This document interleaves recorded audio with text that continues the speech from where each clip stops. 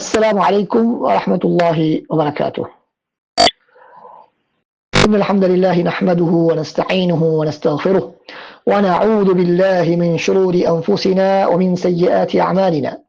من يهده الله فلا مضل له ومن يضلله فلا هادي له، وأشهد أن لا إله إلا الله وحده لا شريك له، وأشهد أن محمدا عبده ورسوله. ما بعد. அன்பார்ந்த இஸ்லாமிய சகோதரிகளே, இஸ்லாமிய கலைகள் அறிமுகம் வகுப்புகள் தொடரின் அகீதா கலை அறிமுகத்தில் 2ஆம் வகுப்பிலே நாங்கள் இருக்கின்றோம். இன்றைய வகுப்பில் ஒரு முக்கியமான ஒரு தலைப்பை பற்றி நாங்கள் பார்க்க இருக்கின்றோம். அகீதா கலையோடு சம்பந்தப்பட்ட சிந்தனை பள்ளிகள் என்பதுதான் எங்களுடைய தலைப்பு. இதில் முதலாவது விடயம் என்னவென்றால் அல் மதரசத்துல் அகதியா, அகீதா ரீதியான சிந்தனை பள்ளி என்று சொன்னால் என்ன? அதனுடைய வரைவிலக்கணமாக நாங்கள் சொல்ல முடியும். அகீதா கலை, அதன் தலைப்புகள், பிரச்சனைகள் ஆகியவற்றை ஆய்வு செய்வதற்கான மற்றவர்களிலிருந்து வேறுபட்ட விசேடமான ஒரு அணுகுமுறையை உடைய சிந்தனை போக்கு என்பதே அதனுடைய வரைவிலக்கணம். அப்படி என்றால் அகீதாவை படிப்பதற்காக, அகீதா கலையோடு சம்பந்தப்பட்ட விடயங்களை ஆய்வு செய்யும் பொழுது கடைபிடிக்கக்கூடிய ஒரு விசேடமான ஒரு அணுகுமுறை, அதைத்தான் நாங்கள் அல் மதரசத்துல் அகதியா என்பதாக நாங்கள் சொல்கிறோம். அடுத்ததாக நாங்கள் எங்களுக்கு ஒரு கேள்வி வரலாம். அப்படி என்றால் இஸ்லாத்தின் பிரிவுகள், பல்வேறு பிரிவுகள், ஃபிர்காக்கள் இருக்கின்றனவே, முத்தஸிலாக்கள், ஷரியாக்கள், ராஃபிதாக்கள், இப்படி பல்வேறு விதமான முர்ஜியாக்கள், முத்தஸிலாக்கள் என்றெல்லாம் பல்வேறு பிரிவினைகள் இருக்கின்றன. இதற்கும் இந்த தலைப்புக்கும் இடையில என்ன சம்பந்தம் என்று கேட்டால், அல் ஃபிர்கத்துல் அகதியா என்று சொல்வது அவர்கள் அல் ஃபிர்கா என்று சொல்லும் போது அது ஒரு குறிப்பிட்ட ஒரு கூட்டத்தை குறிக்கும், ஒரு குழுவை குறிக்கும். அவர்கள் எல்லோரும் ஒரு குறிப்பிட்ட ஒரு கருத்தை சொல்வார்கள். ஆனால் அவர்களுக்கென்று ஒரு குறிப்பிட்ட ஒரு அணுகுமுறை இருக்க வேண்டும் என்று அவசியம் கிடையாது. உதாரணமாக ஹவாரிஜிகள், ஆரம்பத்தில் இருந்த கதரியாக்கள், அதே போல முர்ஜியாத்துல் ஃபுகஹா என்று சொல்லப்படக்கூடியவர்கள், இவர்கள் எல்லாரும் ஃபிர்காவில் அடங்குவார்கள். அகீதா ரீதியான ஃபிர்காக்கள், குழுக்கள், பிரிவுகள். ஆனால் அவற்றை நாங்கள் மதாரிஸ் அகதியா என்று சொல்ல மாட்டோம், சிந்தனை பள்ளிகள் என்பதாக சொல்ல மாட்டோம். இப்னு தய்மிய்யா ரஹ்மத்துல்லாஹ் அவர்கள் என்ன சொல்கிறார்கள்? காரணம் என்னவென்று சொன்னால், அவர்களுக்கென்று ஒரு குறிப்பிட்ட சில அடிப்படைகள், அணுகுமுறைகள், ஆய்வுமுறைகள் என்று இருக்கவில்லை. அந்த ஆய்வுமுறைகளின் அடிப்படையிலே அந்த அவர்களுடைய கருத்து உருவாகவில்லை. அவர்கள் என்ன சொல்கிறார்கள்? இந்த ஹவாரி, கதரியத்துல் ஊலா, அதே போல முர்ஜியத்துல் ஃபுகஹா என்று சொல்லப்படக்கூடிய இடத்திலே மார்க்க ஆதாரங்களை முன்வைத்து பார்க்கக்கூடிய, ஒப்பிட்டு பார்க்கக்கூடிய பொது அடிப்படைகள் அவர்களிடத்தில் இருக்கவில்லை. பொது அடிப்படைகள், அவர்கள் சில பொது அடிப்படைகளை வைத்துக் கொண்டு மார்க்க ஆதாரங்களை அதனோடு ஒப்பிட்டு பார்க்கக்கூடிய அளவுக்கு அவர்களிடத்திலே சில அடிப்படைகள் காணப்படவில்லை. மாற்றமாக அவர்கள் தவறாக புரிந்த சில மார்க்க ஆதாரங்களை அடிப்படையில் தான் இந்த கொள்கையை அவர்கள் உருவாக்கி கொண்டார்கள். எனவே மதரசா அகதியா என்று சொல்லும்போது அவர்களுக்கென்று ஒரு அடிப்படை சில முக்கியமான அடிப்படைகள், அணுகுமுறைகள், சிந்தனை முறைகள் இருக்க வேண்டும். அப்போதுதான் அந்த மதரசா அகதியா என்பதாக சொல்லப்படும். இல்லாவிட்டால் ஒரு தவறான கருத்தை ஒருவர் கூறியதற்காக வேண்டி அவரை குறிப்பிட்ட ஒரு மதரசாவை சார்ந்தவர் என்பதாக, சிந்தனை உடையவர் என்பதாக நாங்கள் சொல்வதில்லை. எனவே இந்த ஃபிர்கத்துல் அகதியாவை எடுத்துக்கொண்டு அதனை 2ஆக நாங்கள் வகுக்க முடியும். ஒன்று, அவர்களுக்கென்று தனியான அடிப்படைகளை, பகுத்தறிவு ரீதியான அடிப்படைகளை எடுத்து வைத்துக் கொண்டு அதை வைத்து மார்க்க ஆதாரங்களை அணுகக்கூடிய ஒரு கூட்டம் அப்படி இருக்கிறார்கள். இன்னொரு கூட்டம் இருக்கிறார்கள், அவர்களிடத்தில் அப்படியான அடிப்படைகள் எதுவும் கிடையாது. ஆனால் அவர்களுக்கென்று அவர்கள் எல்லோரும் ஒரு குறிப்பிட்ட ஒரு கருத்திலே இருப்பார்கள், குறிப்பிட்ட ஒரு தவறான ஒரு கருத்திலே அவர்கள் இருப்பார்கள். ஆனால் அவர்களுக்கென்று சில அடிப்படைகளை வைத்துக் கொண்டு அதன் அடிப்படையிலே குர்ஆன் ஹதீஸை ஆய்வு செய்ய மாட்டார்கள். இப்படி 2 வகையாக ஃபிர்காக்கள் இருக்கின்றன. மதரசத்துல் அகதியா என்று சொல்லும் பொழுது நாங்கள் என்ன சொன்னோம்? வரைவிலக்கணத்திலே ஆம், அவர்கள் பொது அடிப்படை ஆதார முறைகளை வைத்திருப்பார்கள். அவர்களுக்கு ஒரு ஆதார முறைமை இருக்கும். ஆதார முறைமை இருக்கும்.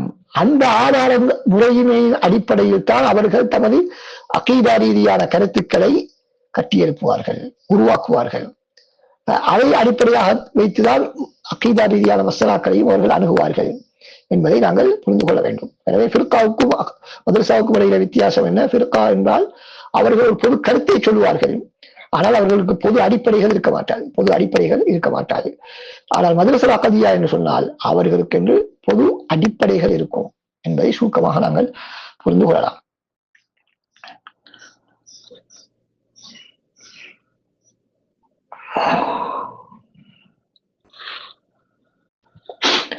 அடுத்ததாக நாங்கள் இப்படியாக அகீதா கலையில எத்தனை சிந்தனை பள்ளிகள் இருக்கின்றன, அவை யாவை என்ற விடயங்களை நாங்கள் இப்பொழுது பார்க்க இருக்கின்றோம். இந்த மதரசா கலை சிந்தனை பள்ளிகளை நாங்கள் பிரிப்பது எந்த அடிப்படையில் என்று கேட்டால், அவர்கள் கடைபிடிக்கக்கூடிய அந்த ஆதார முறைமை கடைபிடிக்கக்கூடிய ஆதார முறைமை, அதே போல அவர்களுடைய மூலாதாரங்களின் அடிப்படையில் தான் இது பிரிக்கப்படுகின்றன. 4 சிந்தனை பள்ளிகளாக நாங்கள் இந்த அகீதா ரீதியாக இருக்கக்கூடிய சிந்தனை பள்ளிகளை நாங்கள் பிரிக்க முடியும்.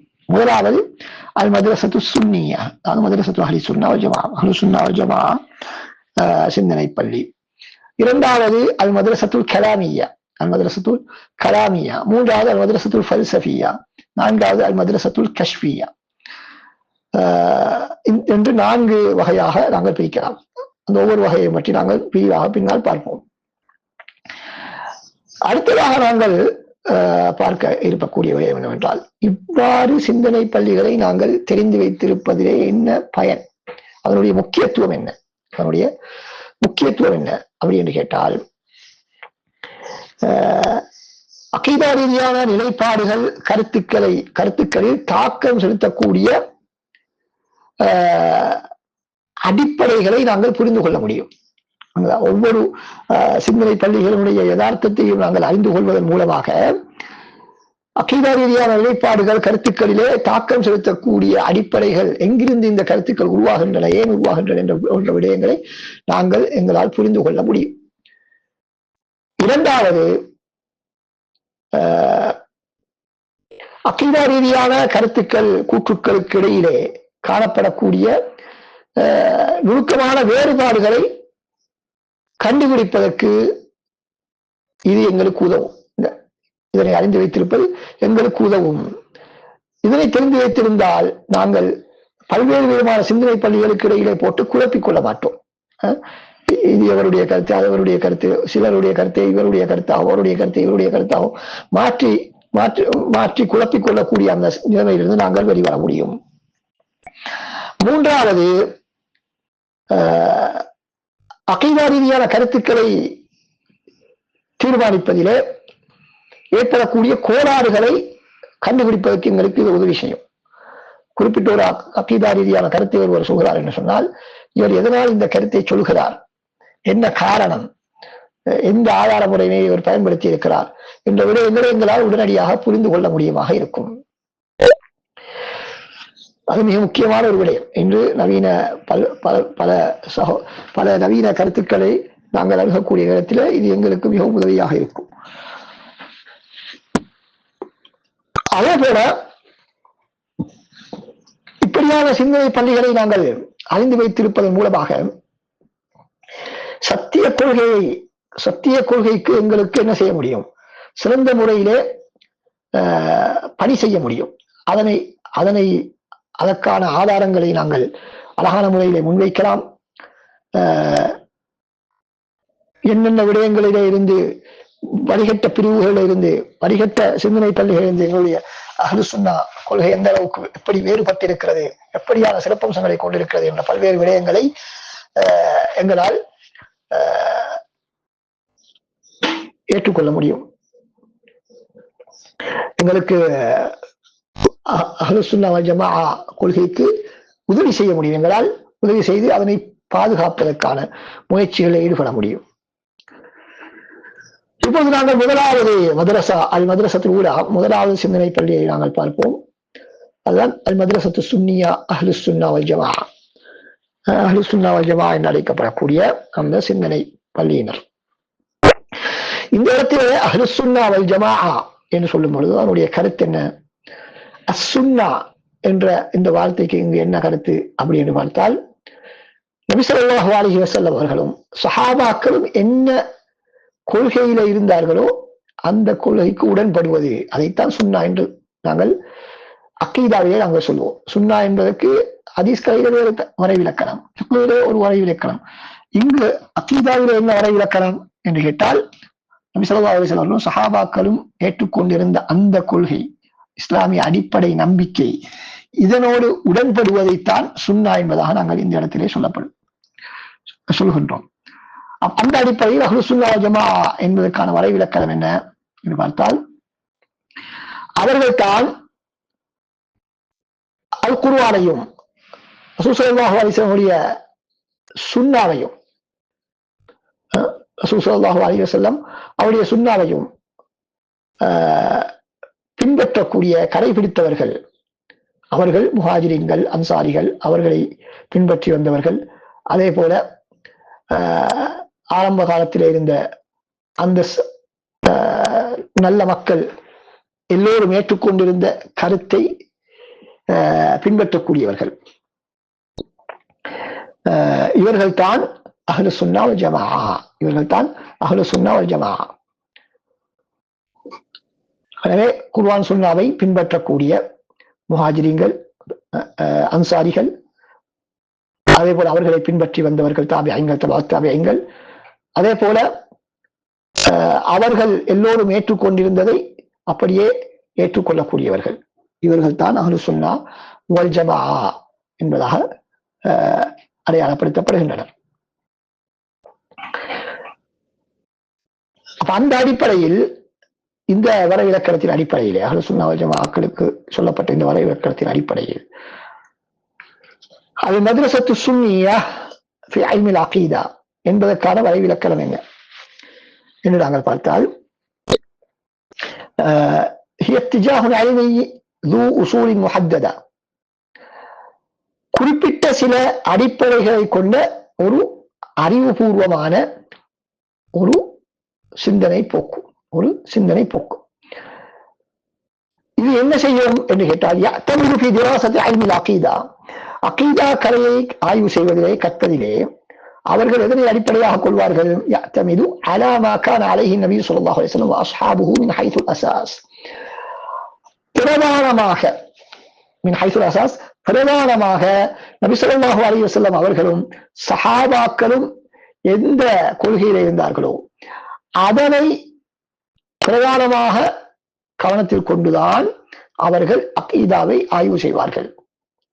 அல் மദ്രസ சுன்னியா ஃபி இல்மில் அகீதா, அவர்கள் என்ன, அவர்களுக்கென்று சில அடிப்படைகள் இருக்கின்றன. அதே நேரத்தில் அந்த அடிப்படைகளை வைத்துக் அவர்கள் அகீதாவை ஆய்வு செய்யும் பொழுது அவர்கள் ரசூலுல்லாஹ் மற்றும் சஹாபாக்கள் எந்த கொள்கையில் இருந்தார்களோ அதனை அடிப்படையாக தான் கொள்வார்கள். மின் ஹைசுல் அஸாஸ், பிரதானமாக அதனைத்தான் அடிப்படையாக கொள்வார்கள். இங்கு நாங்கள் புரிய வேண்டிய முக்கியமான விடயம் என்ன? அஹ்லு சுன்னா வல் ஜமா என்பவர்கள் தமது மார்க்க அகீதா ரீதியான நிலைப்பாடுகளை பெற்றுக்கொள்வதிலே அவர்களுக்கு அடிப்படை என்ன? வஹீதான் அவர்களுடைய அடிப்படை. அடுத்ததாக இரண்டாவதாக அந்த வஹியை சஹாபாக்கள் எப்படி புரிந்து கொண்டார்கள் என்பது இரண்டாவது விடயம். முதலாவது வஹி, இரண்டாவது சஹாபாக்கள் அதனை எப்படி புரிந்தார்கள். எனவே அடிப்படை ஆதாரம், மூலாதாரம் குர்ஆன் சுன்னா. அடுத்ததாக அதனை எப்படி புரிவார்கள்? சஹாபாக்கள் எப்படி புரிந்தார்கள் அப்படி புரிவார்கள். தமது சொந்த விருப்பத்தின் அடிப்படையிலே அவர்கள் புரிய மாட்டார்கள். அடுத்ததாக நாங்கள் சொன்னோம், பிரதானமாக அவர்கள் அதனைத்தான் அடிப்படையாக கொள்வார்கள். பிரதானமாக ஆதாரமாக அவர்கள் அதனை அடிப்படையாக கொள்வார்கள் என்று சொன்னதனுடைய விளக்கம் என்ன என்று கேட்டால், அவர்கள் அகீதாவிலே இந்த குர்ஆன் சுன்னாவிலே வந்தது, அதே போல சஹாபாக்களுடைய நிலைப்பாடுகள் இத்தோடு மாத்திரம் சுருக்கிக் கொள்வார்களா என்று கேட்டால் இல்லை. அவைகள் தான் அவர்களுடைய அடிப்படை. ஆனால் இன்னமாகிய தவிர அதில்லத்தில் மாற்றமாக வேறு ஆதாரங்களையும் அவர்கள் என்ன தமக்கு உதவியாக எடுத்துக் கொள்வார்கள். உதாரணமாக பகுத்தறிவு ரீதியான ஆதாரங்கள், புலன்களால் காண முடியுமான ஆதாரங்கள், பகுத்தறிவு ரீதியான புலன்களால் காண முடியுமான சரியான ஆதாரங்கள், அது அல்லாத இன்னும் வேறு ஆதாரங்கள் இருந்தால் அவற்றையும் அவர்கள் என்ன செய்வார்கள்? பயன்படுத்தாமல் இருக்க மாட்டார்கள். ஆனால் அவர்களுடைய அடிப்படை என்ன? குர்ஆன் சுன்னா. அதை குர்ஆன் சுன்னா சஹாபாக்களுடைய புரிதலும். இதனை தான் அவர்கள் அளவுகோலாக வைத்திருப்பார்கள். அவற்றுக்கு மாற்றம் இல்லாத ஏனைய ஆதாரங்களையும் தேவைப்பட்டால் அவர்கள் பயன்படுத்துவார்கள். அதே போல சலஃப் அறிஞர்கள், சலஃப் இமாம்கள் அவர்களுடைய கருத்துக்களை அடிப்படையாக வைத்து புதிதாக வரக்கூடிய பிரச்சனைகளுக்கு தீர்வுகளையும் அவர்கள் பெற்றுக் கொள்வார்கள். புதிதாக ஒரு பிரச்சனை வருகிறது, இது சம்பந்தமாக சஹாபாக்களும் குர்ஆன் சுன்னாவிலும் நேரடியாக வரவில்லை, சஹாபாக்களும் எதுவும் சொல்லவில்லை, இமாம்களும் எதுவும் சொல்லவில்லை என்பதனால் அதை பற்றி அவர்கள் பேசாமல் இருக்க மாட்டார்கள். ஆமா, அதற்கும் அந்த அறிஞர்கள் ஏற்கனவே சொன்ன ஒரு பிரச்சனைக்கு சொன்ன தீர்வில இருந்து இந்த பிரச்சனையை அவர்கள் ஒப்பீடு செய்து அதற்கான தீர்ப்புகளை அவர்கள் வழங்குவார்கள். எனவே நேரடியாக வந்த ஆதாரத்தோடு மாத்திரம் அவர்களுடைய ஆய்வு சுருங்கிவிட மாட்டாது என்பதையும் நாங்கள் புரிந்து கொள்ள வேண்டும். அதனால் தான் அந்த இறுதியாக மின் ஹைசுல் அசாஸ் பிரதானமாக அவர்கள் குர்ஆன் சுன்னாவின் சஹாபாக்களுடைய புரிதலையும் எடுப்பார்கள் என்பதற்கான காரணம், மேலதிகமாக வேறு ஆதாரங்களையும் அவர்கள் துணைக்கு எடுத்துக் கொள்வார்கள். அதிலே அவர்களுக்கு பிரச்சனை கிடையாது.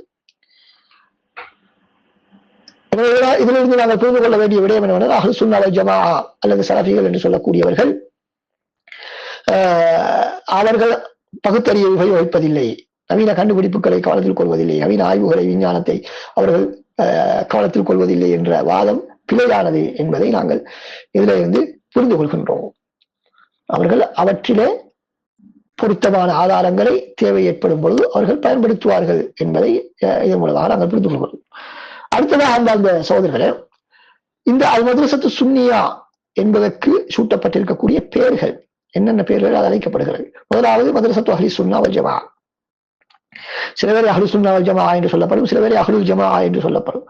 இது மிகவும் பழமையான ஒரு பெயர், ஆரம்பகால அறிஞர்கள் பயன்படுத்திய மிக பழமையான ஒரு பெயர். அதனை ஆரம்பமாக பயன்படுத்தியவர்கள் ஒருவர் தான் முஹம்மது இப்னு சீரின் ரஹ்மத்துல்லாஹி அவர்கள். ஹிஜ்ரி 110 வர்ணித்தவர். அப்ப இவ்வளவு பழைய ஒரு அறிஞர், அவரும் இந்த வார்த்தையை பயன்படுத்தி இருக்கிறார். ஏன் அஹ்லு சுன்னா வல் ஜமாஅ என்று அவர்களுக்கு பெயர் வைக்க வேண்டும் என்றால், அவர்கள் சுன்னாவை எந்த விதமான தயக்கமுமின்றி சங்கடமுமின்றி அப்படியே பின்பற்றக்கூடியவர்கள், அதிலே ஒன்று சேர்ந்திருப்பவர்கள். அஹ்லு சுன்னா வல் ஜமாஅ, சுன்னாவை பின்பற்றி அதிலே ஒன்றிணைப்பவர்கள், சுன்னாவை பின்பற்றி அதிலே ஒன்றிணைப்பவர்கள்.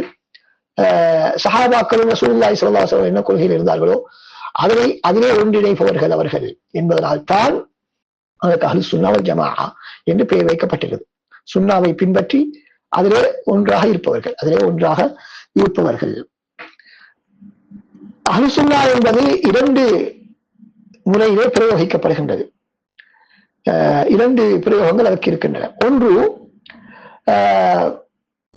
ராஃபிதாக்கள் அல்லாத, ஷியாக்கள் அல்லாத மற்ற எல்லா முஸ்லிம்களையும் குறிப்பதற்கு பயன்படுத்தக்கூடிய ஒரு பிரயோகமாக அது பயன்படுத்தப்படும். அப்படி அந்த நேரத்திலே அதற்கான கருத்து என்ன? நாங்கள் சுன்னி ஷியான்னு சொல்லக்கூடிய நேரத்திலே சுன்னி என்பதனுடைய கருத்து என்ன? அபூபக்கர், உமர், உஸ்மான் ரலியல்லாஹு அன்ஹு அவர்கள் ஹலீஃபாக்கள் என்று ஏற்றுக்கொண்டவர்கள், ரசூலுல்லாஹ்வுடைய ஹலீஃபாக்கள் என்று ஏற்றுக்கொண்டவர்கள். அதே போல சஹாபாக்களுடைய சிறப்பையும் நம்பக்கூடியவர்கள், சஹாபாக்கள் சிறப்புக்குரியவர்கள் என்று நம்பக்கூடியவர்கள். இவர்கள் தான் சுன்னி என்பதனுடைய அர்த்தம்.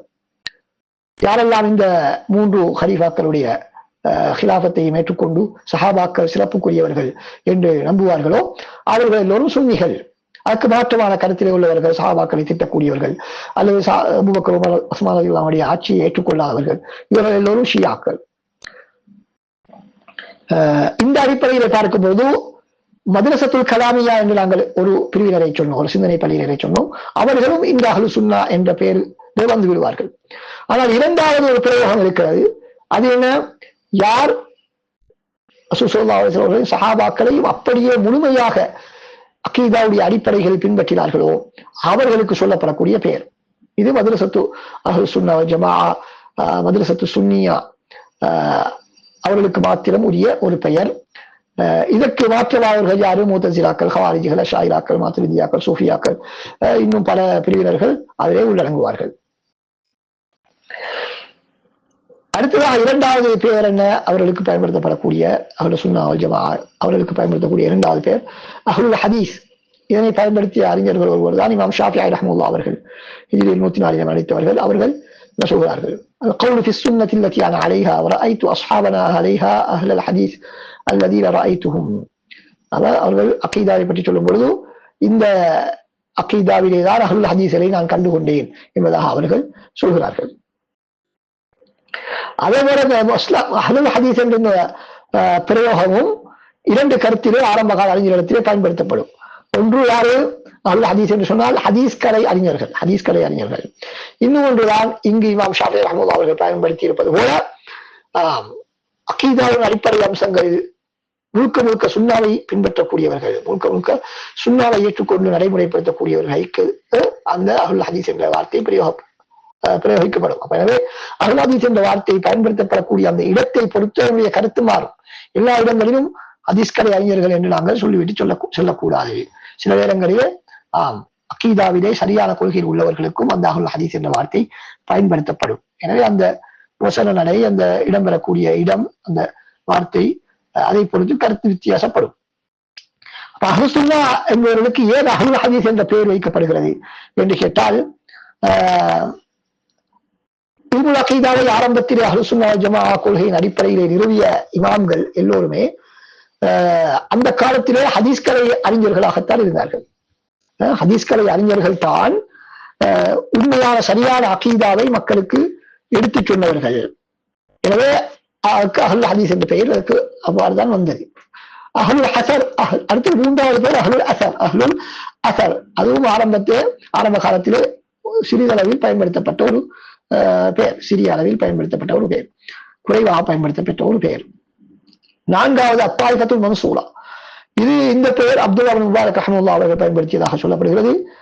அவர்கள் சொன்னால் அத்தாயிஃபத்துல் மன்சூரா ஹும் இன்தி அஸ்ஹாபுல் ஹதீஸ். அஸ்ஹாபுல் ஹதீஸ் தான் எங்களிடத்திலே தாயிஃபுல் மன்சூரா என்று சொல்லக்கூடியவர்கள். ஐந்தாவது ஒரு பெயர் அல் ஃபிர்கத்துன் நாஜியா. இமாம் அஹ்மத் ரஹ்மத்துல்லாஹி அவர்கள் அல் ஃபிர்கத்துன் நாஜியா அவர்களை பற்றி சொல்லும்போது அவர்கள் அஹ்லுல் ஹதீஸ் என்பதாகத்தான் தெளிவுபடுத்தி இருக்கிறார்கள். எப்படி சொன்னார்கள்? வெற்றி பெற்ற அந்த பிரிவினர்கள் என்பது அஸ்ஹாபுல் ஹதீஸ் இல்லாவிட்டால் வேறு யார் என்பதாக சொல்கிறார்கள். எனவே அல் ஃபிர்கத்துன் நாஜியா என்ற பெயரும் அஹ்லுஸ் சுன்னாக்களுக்கு பயன்படுத்தப்படக்கூடிய ஒரு பெயர். அல் ஃபிர்கத்துன் நாஜியாவுக்கும் தாயிஃபத்துல் மன்சூராவுக்கும் இடையிலே வித்தியாசம் என்ன சம்பந்தம் என்று நாங்கள் பார்க்கும்போது, சில நவீன கால அறிஞர்கள் தாயிஃபத்துல் மன்சூரா வேறு, அல் ஃபிர்கத்துன் நாஜியா என்பவர்கள் வேறு என்பதாக சொல்கிறார்கள். அவர்கள் சொல்லக்கூடிய அந்த வேற்றுமை என்னவென்று சொன்னால், தாயிஃபத்துல் மன்சூரா என்று சொல்லப்படக்கூடிய அந்த பிரிவினர் ஃபிர்கத்துன் நாஜியாவில் ஒரு பிரதானமான ஒரு விசேடமான ஒரு பிரிவினர். அவர்கள் யாரு? அவர்கள் தான் இப்பொழுதும் ஜிஹாதிலே ஈடுபடக்கூடியவர்கள். அப்படி அவர்கள் விளக்கம் சொன்னாலும் ஆரம்பகால அறிஞர்கள் தாயிஃபத்துல் மன்சூரா என்று சொன்னால் அஹ்லுல் ஹதீஸ் என்று சொல்வதற்கான காரணம் என்ன என்று நாங்கள் பார்த்தால், அந்த காலத்திலே அஹ்லுல் ஹதீஸ் இந்த சரியான கொள்கையில இருந்த இந்த அறிஞர்கள் தான் அந்த காலத்திலே முஜாஹிதுகளாகவும் இருந்தார்கள். ஜிஹாதிலே தலைமை தாங்கி நடத்தக்கூடியவர்களாக அந்த காலத்திலே உள்ள சரியான கொள்கையில இருந்த அறிஞர்கள் இருந்திருக்கிறார்கள் என்பதனால் அந்த காலத்திலே தாயிஃபத்துல் மன்சூரா, ஃபிர்கத்துன் நாஜியா என்ற இரண்டுமே ஒரே கருத்திலே பயன்படுத்தப்பட்டிருக்கிறது என்பதாக அதனை விளக்க முடியும். ஆறாவது பெயர் அஸ்ஸலஃபியா. இது ஆரம்ப காலத்தில் அறிஞர்களிடத்திலே பிரபலமாக பயன்பாட்டிலே இருக்கவில்லை. இந்த பெயர் அஸ்ஸலஃபியா என்ற பெயர் இருக்கவில்லை. இதனை அதிகமாக பயன்படுத்தியவர்கள் ஒருவர் தான் இமாம் இப்னு தைமிய்யா ரஹ்மத்துல்லாஹி அவர்கள் என்பதை நாங்கள் பார்க்க முடியும். எனவே சலஃப் என்று சொன்னால் எங்களுக்கு தெரியும். சலஃப் என்று சொன்னால் ஆரம்ப 3 தலைமுறையினரை தான் அது குறிக்கும். ஆரம்ப 3 தலைமுறையினர், சஹாபாக்கள், தாபிஈன்கள், தபஅத் தாபிஈன்கள்.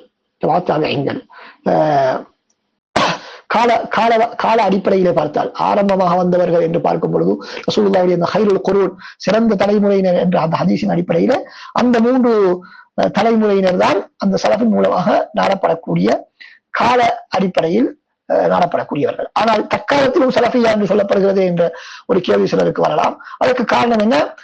அது மன்ஹஜ் அடிப்படையிலே அணுகுமுறை ரீதியாக அந்த சலஃபுகள் என்ன அணுகுமுறையை கடைபிடித்தார்களோ அந்த அணுகுமுறையை கடைபிடிக்கக்கூடியவர்களுக்கு இன்று கொள்கை ரீதியாக சலஃபியா, கொள்கை ரீதியாக சிந்தனை ரீதியாக ஒருவரோடு உடன்படக்கூடியவர்கள் என்ற அடிப்படையில தான் சலஃபியா என்ற பெயர் வைக்கப்பட்டிருக்கிறது.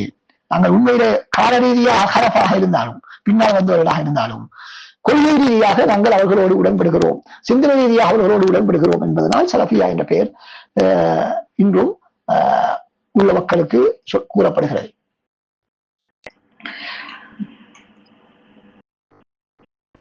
எனவே சலஃபியா என்பதில் இருக்கக்கூடிய அந்த சலஃப் என்ற வார்த்தையிலே நாடப்படக்கூடிய விடயம் நான் ஏற்கனவே சொன்னது போல சஹாபாக்கள், தாபியங்கள், தபாத் தாபியங்கள்.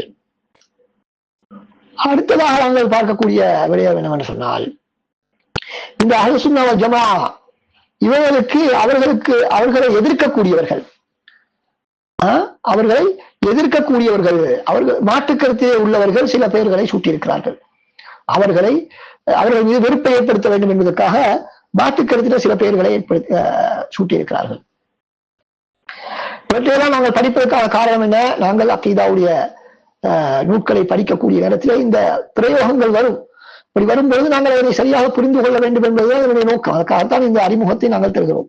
அறிமுகம் என்பது எங்களுக்கு அகீதாவை நாங்கள் படிக்கக்கூடிய நேரத்தில் புத்தகங்களை படிக்கும் பொழுதோ உரைகளை கேட்கும் பொழுதோ எங்களுக்கு அந்த பிரயோகங்கள் வரக்கூடிய நேரத்தில் இதுதான் சொல்லப்படுகிறது என்பதை புரிந்து கொள்வதற்கு உதவியாக இருக்குவதுதான் அறிமுகம். அப்படியான விடயங்களை மாத்திரம்தான் நாங்கள் இந்த வகுப்பிலே சொல்கிறோம். எனவே இதிலே சொல்லப்படக்கூடிய ஒரு விடயம் நுணுக்கமாக நாங்கள் புரிந்து வைத்திருக்க வேண்டிய விடயம்.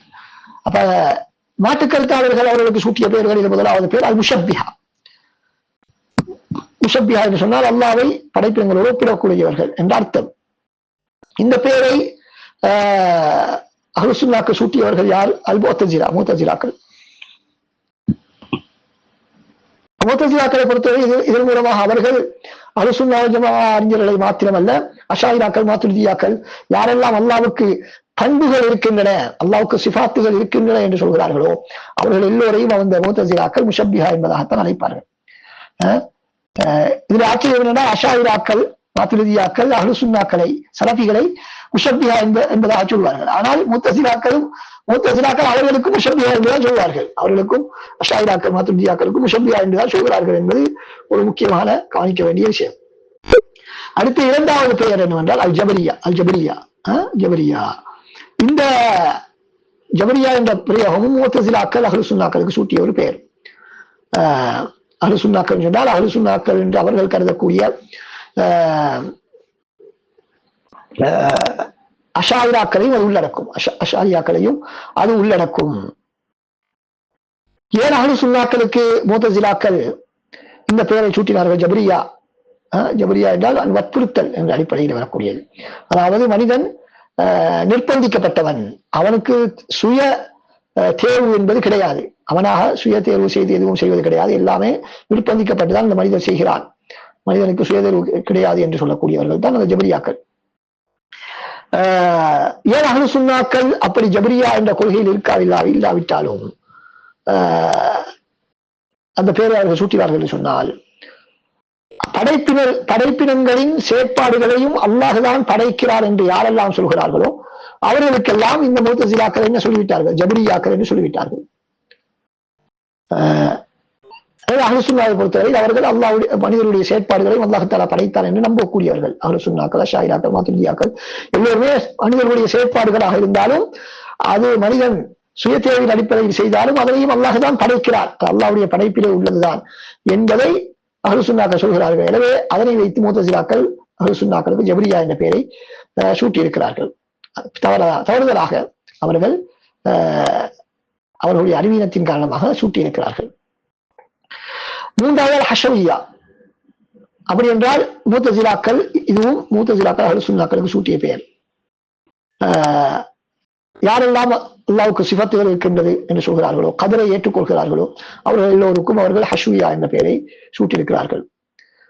பலாசிஃபாக்களும் இந்த பெயரை யாரெல்லாம் மறுமை நாள் என்று நிதர்சனமாக நிகழும், யதார்த்தமாக மறுமை நாள் நிகழும், அங்கு இன்பங்களை மனிதன் அனுபவிக்க முடியும் என்று சொல்கிறார்கள். அவர்கள் ஹஷ்வியா என்ற பெயரை சூட்டியிருக்கிறார்கள். பலாசிஃபாக்கள், தத்துவ ஞானிகள் என்று சொல்லப்படக்கூடிய ஒரு பிரிவினர் அந்த பெயரை அஹ்லுஸ் சுன்னாக்களுக்கு சூட்டுகிறார்கள். நான்காவது பெயர் அந்நாபித்தா. அதாவது நாபித்தா என்று சொன்னால் அற்பமானவர்கள் என்று கருத்து, அற்பமானவர்கள் என்று கருத்து. இந்த பெயரை அவர்கள் அஹ்லுஸ் சுன்னாக்களை கேவலப்படுத்துவதற்காக, ஏளனப்படுத்துவதற்காக, அவர்கள் அறிவற்றவர்கள், அறிவிலே ஆரம்ப கட்டத்திலே உள்ளவர்கள், எதுவும் ஆழமான அறிவற்றவர்கள் என்பதை குறிப்பதற்காக அவர்கள் முத்தசிலாக்கள் இந்த வார்த்தையை பயன்படுத்துவார்கள். அதே போல அஷுக்காக் என்பதாக ஒரு பெயரும் அவர்களுக்கு 5வது பெயராக சூட்டப்பட்டிருக்கிறது. சந்தேகத்திலே உள்ளவர்கள், சந்தேகத்தை ஏற்படுத்தக்கூடியவர்கள். அது ஏன் சொல்கிறார்கள் என்று சொன்னால், அஹ்லுஸ் சுன்னா வல் ஜமாஅ என்ன சொல்கிறார்கள்? ஈமான் அதிகரிக்கும் குறையும். அதே போல அன முஃமினுன் இன்ஷா அல்லாஹ், அல்லாஹ் நாடினால் நான் மூமினாக இருக்கிறேன் என்று நான் சொல்வது அனுமதிக்கப்பட்டது, ஒரு முஸ்லிம் சொல்லலாம் என்று அஹ்லுஸ் சுன்னா வல் ஜமாஅ சொல்கிறார்கள். எனவே அன முஃமினுன் இன்ஷா அல்லாஹ் என்று சொல்வது இவருக்கு சரியான ஈமானில் உறுதி இல்லை. எனவே இவர்கள் சுக்காக்கள், நம்பிக்கையற்றவர்கள், சந்தேகத்துக்குரியவர்கள் என்பதாக அவர்கள் ஒரு பெயரை சூட்டியிருக்கிறார்கள். இந்த பெயரையும் முத்தசிலாக்கள், சில முர்ஜியாக்களும் அஹ்லுஸ் சுன்னாக்களுக்கு சூட்டியிருக்கிறார்கள். அதே போல 6வது ஒரு பெயராக அல் ஜும்ஹூர் என்பதாக சிலர் சொல்வார்கள். அல் ஜும்ஹூர் சொன்னால் பொதுவாக எங்களுடைய புழக்கத்திலே பெரும்பான்மையினர் என்பதுதான் அவருடைய கருத்தான ஜும்ஹூர் என்று வடிகட்ட பிரிவினர் சில வேளை அஹ்லுஸ் சுன்னாக்களை குறிப்பதற்கும் பயன்படுத்துவார்கள். ஜும்ஹூர் என்பது அவர்களிடத்திலே ஹாஸா, பிரத்யேகமான அறிவுடையவர்கள் என்பதற்கு மாற்றமான கருத்தை உடையதுதான் அல் ஜும்ஹூர். இல்லாமல் சாதாரணமாக நாங்கள் பயன்படுத்தக்கூடிய சிறுபான்மை பெரும்பான்மை என்ற கருத்தையே அல்ல. அவர்கள் என்ன சொல்கிறார்கள்? அஹ்லுஸ் சுன்னாக்கள் ஆழமான அறிவில்லாத பொதுமக்கள் போன்றவர்கள், எனவே அவர்கள் ஜும்ஹூர்கள். இந்த பெயரை முத்தசிலாக்கள் மிக அதிகமாக அஹ்லுஸ் சுன்னாக்களுக்கு சொல்லுவார்கள்.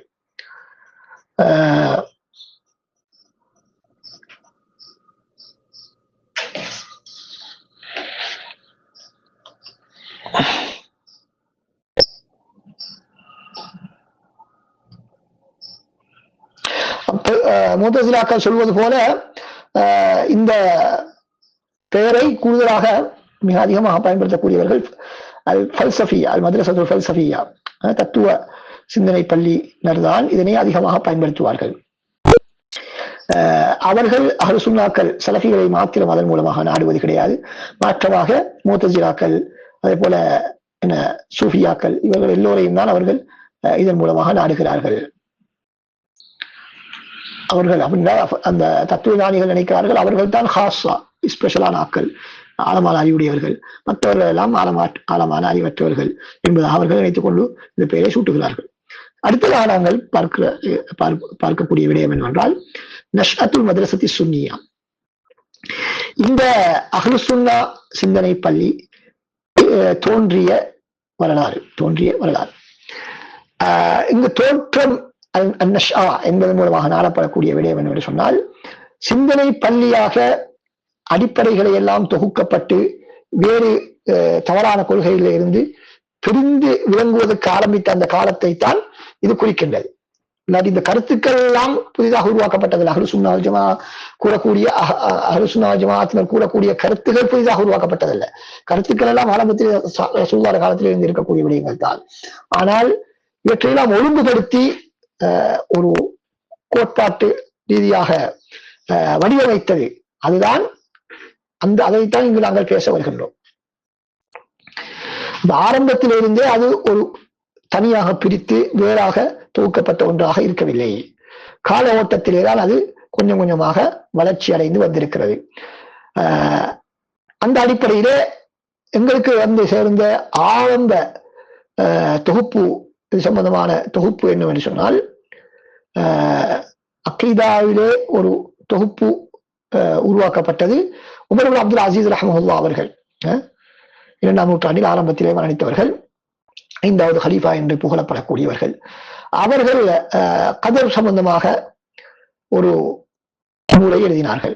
அதிலே அதுக்கு மாற்றமான கருத்துடையவர்களுக்கு மறுப்பு தெரிவித்தார்கள். அதே போல சுன்னாவை இஸ்லாமிய அகீதாவை சரியான முறையிலே கடைபிடிப்பதனுடைய முக்கியத்துவம் சம்பந்தமாகவும் இன்னொரு நூலை அவர்கள் எழுதினார்கள். இதுதான் ஆரம்பம். அந்த அடிப்படையிலே நாங்கள் அகீதா ரீதியான இந்த தொகுப்பிலே நாங்கள் கவனிக்க முடியுமான முக்கியமான 2 விடயங்கள் இருக்கின்றன. ஒன்று, கட்டம் கட்டமாக சிறிது சிறிதாகத்தான் இந்த அகீதாவை தொகுப்பது ஆரம்பித்திருக்கிறது. முதலாவதாக அகீதாவோடு சம்பந்தப்பட்ட ஒரு சில தலைப்புகளில் மாத்திரம்தான் நாங்கள் உமர் அப்துல் அசீஸ் ரஹ்மத்துல்லாஹி அவர்கள் கதர் சம்பந்தமாக தொகுத்தார்கள் என்பதாக சொன்னோம். அப்படி முழு அகீதாவையும் தொகுத்து நூல்கள் எழுதி இந்த துறை ஆரம்பிக்கவில்லை. மாற்றமாக சிறு சிறு தலைப்புகள் எழுதி தான் ஆரம்பிக்கப்பட்டது. அகீதாவுடைய எல்லா மசாலாக்களையும் உள்ளடக்கியதாக இருக்கவில்லை. இரண்டாவது முக்கியமான விடயம், மிக அதிகமாக ஆரம்பகால அறிஞர்கள் எழுதிய ஒரு தலைப்பு என்னவென்றால், அகீதாவுடைய தலைப்பு என்ன? கதர். அது கதர், விதி சம்பந்தமான விடயத்தை தான், பிரச்சனையைத்தான் அவர்கள் அதிகமாக எழுதினார்கள். அதற்கு மாற்றமான கருத்துக்கள் உள்ளவருக்கு மறுப்பு கொடுத்தார்கள். ஏனென்றால் சஹாபாக்களுடைய இறுதி காலத்திலே உருவாகிய முதலாவது வழிகட்ட ஒரு கொள்கை. அடுத்ததாக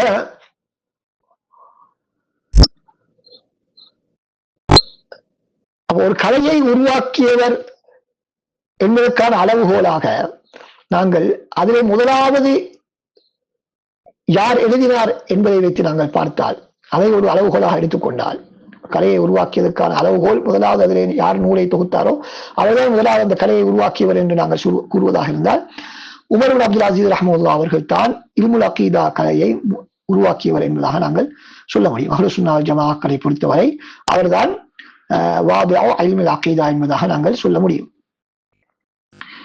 அதே நேரத்திலே ஆரம்ப காலத்திலே இந்த இல்முல் அகீதா கலையை உருவாக்கி வளர்த்தவர்கள் முஹத்திஸூன்கள், ஹதீஸ் கலை அறிஞர்கள் தான் அதற்கு மிகவும் பாடுபட்டிருக்கிறார்கள் என்பதையும் நாங்கள் அவதானிக்க முடியும். அடுத்ததாக நாங்கள் பார்க்கக்கூடிய முக்கியமான விடயம் என்னவென்று சொன்னால்,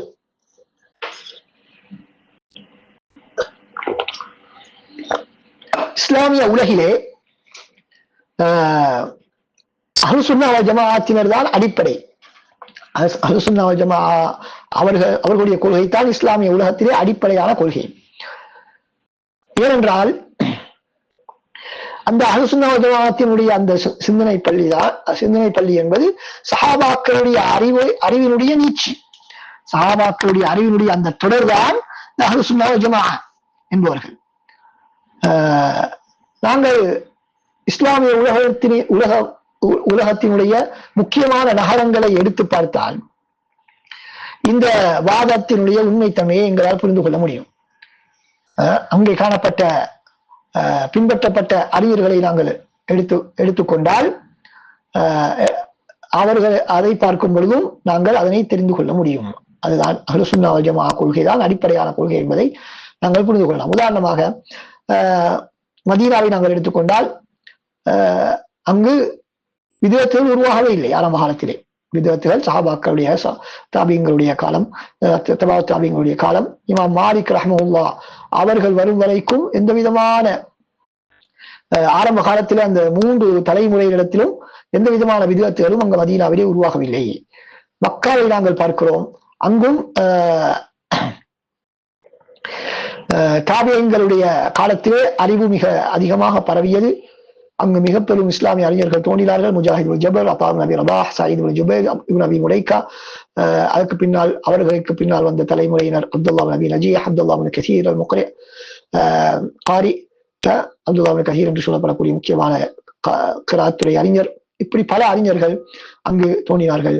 அங்கும் ஆரம்பத்திலே எந்த விதமான விதத்துகளும் வெளிப்படையாக தோன்றவில்லை. ஷாம் தேசத்தை பொறுத்தவரையிலே அது இஸ்லாமிய நகரங்களில் மிக முக்கியமான பிரதானமான நகரம், மிகப்பெரிய ஒரு நகரம். அங்கும் சில சஹாபாக்கள் சென்று அங்கும் அவர்களுடைய கல்வியை அவர்கள் மக்களுக்கு கற்றுக் கொடுத்தார்கள். குறிப்பாக முஆவியா அப்துல் மலிக் இப்னு மர்வான் அவருடைய காலத்திலே அப்துல் மலிக் மர்வான் ரஹிமஹுல்லாஹ் ஆகியோருடைய காலத்திலே அந்த கல்விகள் பரவியது. இருந்தாலும் 2ஆம் நூற்றாண்டிலே அங்கு சில விதத்துகள் தோன்றின. அங்கு தோன்றிய முக்கியமான விதத்து தான் அஹ்லுல் பைத்துகளை எதிர்ப்பது. அஹ்லுல் பைத்துகளை எதிர்ப்பது, அதாவது ஈராக்குக்கு ஒப்போசிட்டாக ஈராக்கில அஹ்லுல் பைத்தை எல்லை மீறி புகழ்ந்து ராஃபிதாக்கள் உருவாகினார்கள். அதுக்கு நேர்மாற்றமாக நாசிபாக்கள் இங்கு உருவாகினார்கள். அவர்கள் எதிர்க்கக்கூடியவர்கள் அஹ்லுல் பைத்தை. அதே போல கதர், பிதாத்துல் கதர், கதரை மறக்கக்கூடியவர்கள் தோன்றினார்கள். இருந்தாலும் பெரும்பான்மை அஹ்லு சுன்னாக்கள் தான் இருந்தார்கள். அதே போல 4வது நகரம் ஈராக். இதுவும் இஸ்லாமிய கல்வி மிக அதிகமாக பரவிய ஒரு நகரம். அதிலே முக்கியமான நகரங்கள் தான் கூஃபாவும் பஸ்ராவும். சஹாபாக்கள் உமர் இப்னு கத்தாப் ரலியல்லாஹு அன்ஹு காலத்தில் இந்த 2 நகரங்களையும் உருவாக்கினார்கள். அங்கு பல சஹாபாக்கள் வாழ்ந்தார்கள். ஈராக்கிலே பஸ்ரா, கூஃபா, பக்தாத் ஆகிய பகுதிகளிலே அடிப்படையான கொள்கை அஹ்லு சுன்னா வல் ஜமாஅத்தினுடைய கொள்கை தான். இருந்தாலும் பல பிரபலமான வித்யார்த்திகள் அங்கே தோன்றின. கூஃபாவிலே குறிப்பாக ஷியாக்கள், ஹவாரிஜிகள், உர்ஜியாக்கள் தோன்றினார்கள். அதற்கு பின்னால் ஜஹமியாக்கள், தஸவுஃப், முஷப்பிஹாக்கள் என்று பலர் தோன்றினார்கள். அதே போல பஸ்ராவிலே கதர் விதியை மறுக்கக்கூடியவர்கள், முஅ்தஸிலாக்கள் தோன்றினார்கள். அதே போல பக்தாதிலும் முஅ்தஸிலாக்கள் தோன்றினார்கள். இதை நாங்கள் பார்க்கிறோம். 5வது ஊரை நாங்கள் எடுத்துக்கொள்ள குராசான். இது குராசான் என்றால் பல நகரங்களை உள்ளடக்கிய ஒரு பிரதேசம். ஜுர்ஜான், தூஸ், ஹராத், பல்க், புகாரா, இது போன்ற பல நகரங்கள். இந்த பகுதிகளிலே மிக அதிகமான அஹ்லு சுன்னா வல் ஜமாஅ அறிஞர்கள் இருந்திருக்கிறார்கள். அஹ்லு சுன்னா வல் ஜமாஅ அறிஞர்கள் நிறைய வாழ்ந்த பிரதேசம். அதாவது குத்துபு சித்தா, புகாரி, முஸ்லிம், அபூ தாவூத், திர்மிதி, நசாஇ, இப்னு மாஜா, இது போன்ற நூல்களை தொகுத்த அனைவருமே அந்த பகுதிகளைச் சேர்ந்தவர்கள் தான். இவர்கள் எல்லோரும் அஹ்லு சுன்னா இமாம்கள். எனவே அஹ்லு சுன்னா கொள்கை தான் அடிப்படையான கொள்கையாக எல்லா இடங்களிலும் இருந்திருக்கிறது. எனவே அசல் அடிப்படையிலே அவர்கள் இருக்கிறார்கள் என்பதற்காக பிரதானமான கொள்கை அவர்களுடைய கொள்கை. ஆனால் வேறு கொள்கைகளும் இருந்தது என்பதுதான் அவருடைய கருத்து. அவர்கள் தான் அடிப்படை என்று சொன்னால் ஏனைய கொள்கையினர் யாருமே இருக்கவில்லை என்று அது அர்த்தமல்ல. மற்றமாக ஆரம்பமாக உருவாகிய சிந்தனை பள்ளியினர் அஹ்லு சுன்னா வல் ஜமாஅ அதிகமான மக்கள், அதிகமான அறிஞர்கள் அந்த கொள்கையில தான் இருந்திருக்கிறார்கள் ஆரம்ப காலத்திலே என்பதை நாங்கள் பார்க்க முடியும். இதனை நாங்கள் ஏன் பார்க்க வேண்டும்? ஒவ்வொரு பிரதேசங்களிலும் அஹ்லு சுன்னா வல் ஜமாஅ அவனுடைய பரவல் எப்படி காணப்பட்டது என்பதை நாங்கள் பார்ப்பதற்கான காரணம், நோக்கம் அல்லது அதனுடைய பயன் என்ன என்று பார்த்தால், முதலாவதாக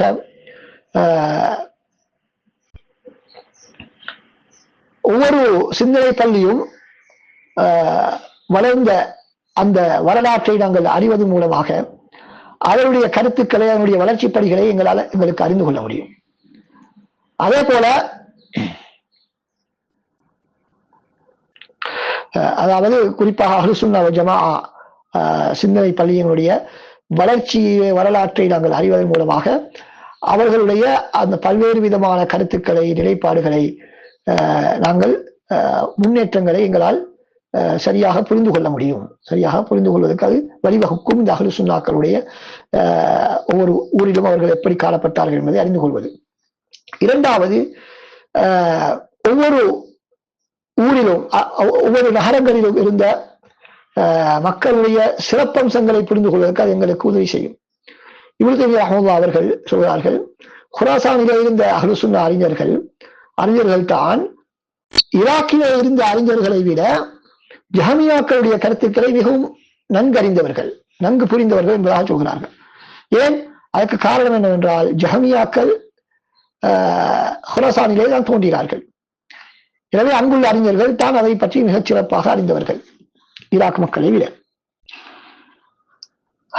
எனவே நாங்கள் இவற்றை அறிந்து வைத்திருப்பது, ஒவ்வொரு சிந்தனை படிகள் எங்கே தோன்றியது என்பதை அறிந்து வைத்திருப்பது என்ன செய்யும்? எங்களுக்கு ஒவ்வொரு பிரிவினர் சம்பந்தமாகவும் யாருடைய கருத்து மிகவும் ஆதாரப்பூர்வமானது, பலமானது என்பதை எல்லாம் எங்களால் புரிந்து கொள்ள முடியும்.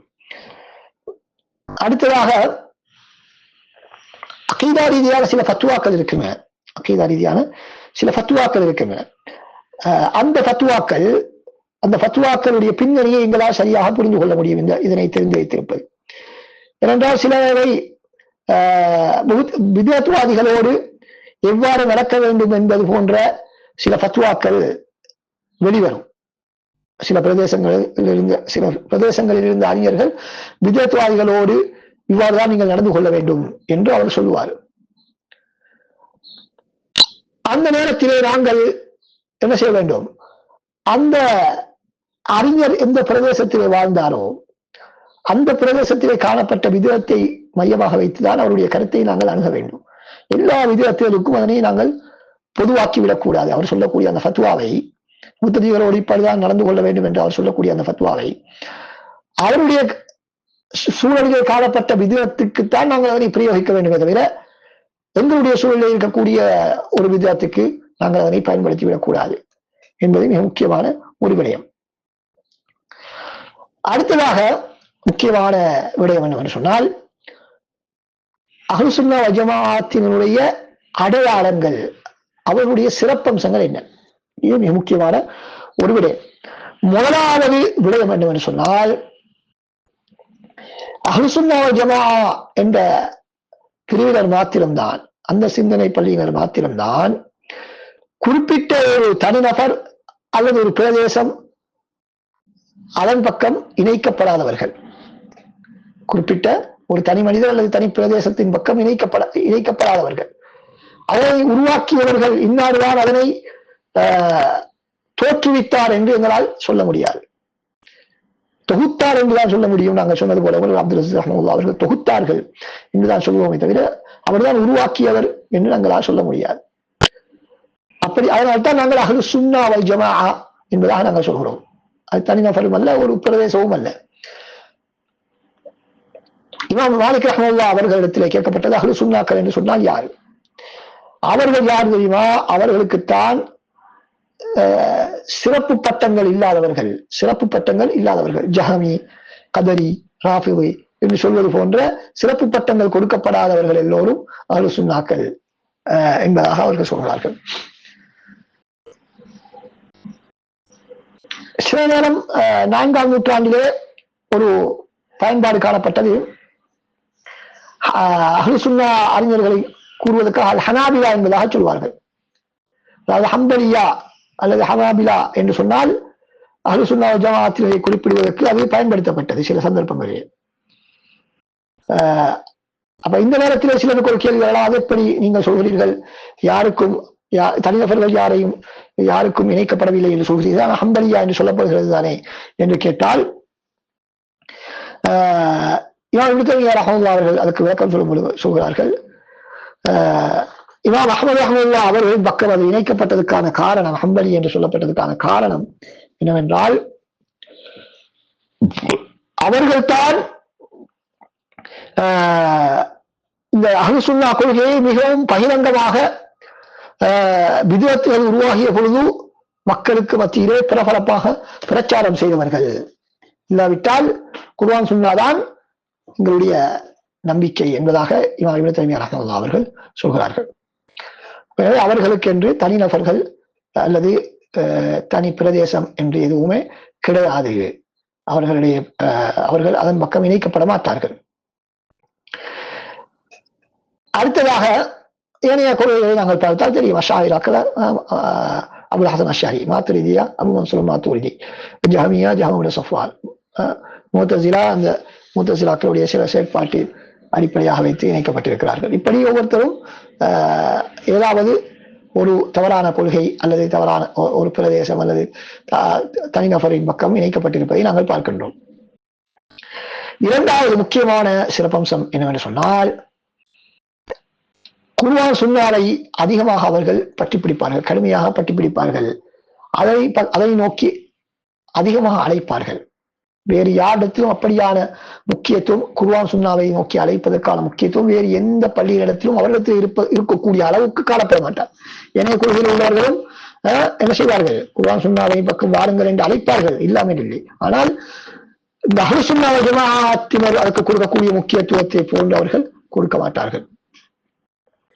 ஏன் ஏனைய கொள்கையில் உள்ளவர்கள் அவரிடத்திலே குர்ஆன் சுன்னாதான் இந்த அகீதாவை பொறுத்தவரையிலே அகீதாவை பொறுத்தவரையே குர்ஆன் சுன்னா அவர்களிடத்திலே ஆதிக்கம் செலுத்தும் ஒரு அளவுகோல் அல்ல, அல்லது சத்தியத்தையும் அசத்தியத்தையும் பிரித்தையும் ஒரு தராசாக அவரிடத்தில் அது இல்லை.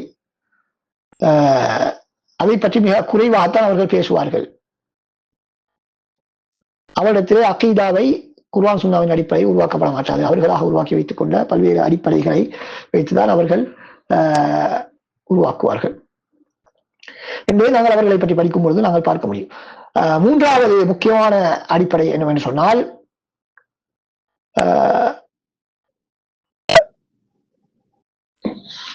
சஹாபாக்களும் அவர்களுடைய மாணவர்கள் தாபியங்கள் தாபியங்கள் அவர்கள் எந்த கொள்கையில் இருந்தார்களோ அதனை பற்றி பிடிப்பதிலே மிகவும் கரிசனையோடு ஆர்வத்தோடு இருப்பார்கள். அதனை அடிக்கடி அதனை கூறிக்கொண்டே இருப்பார்கள். சஹாபாக்களின் புரிதலின் அடிப்படையிலே, சலஃபுடைய புரிதலின் அடிப்படையிலே நாங்கள் குர்ஆன் சுன்னாவை புரிய வேண்டும், அகீதாவை நாங்கள் புரிய வேண்டும் என்று அதில் மிக ஆர்வத்தோடு இருப்பதோடு அதனை ஒருவருக்கொருவர் உபதேசித்துக் கொண்டே இருப்பார்கள். இது மூணாவது விடயம். நாலாவது விடயம் என்னவென்று சொன்னால், ஹதீஸ்களையும் சலஃபுகளுடைய கூற்றுக்களையும் தொகுப்பதிலே அவர்கள் கவனம் செலுத்துவார்கள். நீங்கள் ஹதீஸ்களை தொகுத்தவர்களை எல்லாம் எடுத்து நீங்கள் பார்த்தீர்கள் என்று சொன்னால் அவர்கள் அஹ்லு சுன்னா வல் ஜமாஅத் அறிஞர்களாகத்தான் இருப்பார்கள். அதேபோல சஹாபாக்கள் தாபியங்கள் அவர்களுடைய கூற்றுக்களையும் அவர்கள் அதற்கும் மிக அதிகமான முக்கியத்துவம் கொடுப்பார்கள்.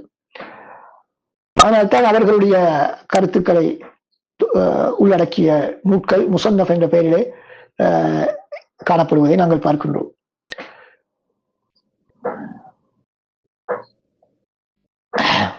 எனவே அவர்களுடைய குர்ஆன் சுன்னாவுக்கு அவர்கள் வழங்கக்கூடிய விளக்கம் தான் மிகவும் நெருக்கமாக இருக்கும். ஏனென்றால் அவர்கள் சஹாபாக்கள் கருத்துக்களை ஏற்கக்கூடியவர்கள், சஹாபாக்களுடைய புரிதலின் அடிப்படையில், அவருடைய மாணவருடைய புரிதலின் அடிப்படையில் குர்ஆன் சுன்னாவை புரியக்கூடியவர்கள்.